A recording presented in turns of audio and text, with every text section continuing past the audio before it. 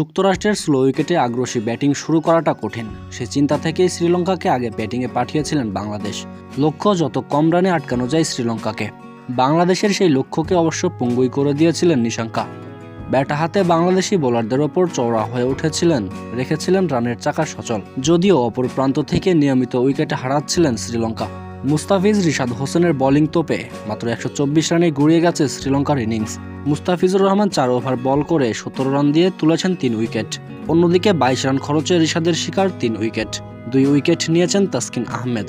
বিশ্বকাপের আগে যুক্তরাষ্ট্রের বিপক্ষে সিরিজ কিংবা ভারতের বিপক্ষে প্রস্তুতি ম্যাচ, সবকিছুতেই যেন সমালোচনার ঝড় বইয়ে গিয়েছিলেন বাংলাদেশ ক্রিকেটের। তবে বিশ্বকাপের প্রথম ম্যাচে শ্রীলঙ্কার বিপক্ষে বোলিংয়ে দুর্দান্ত শুরু করে যেন সবকিছুই নিমিষেই শেষ করে দিলেন বাংলাদেশের এমন ফিরে আসাটা প্রয়োজন ছিল। এখন শুধু অপেক্ষা ভালো ব্যাটিংয়ের।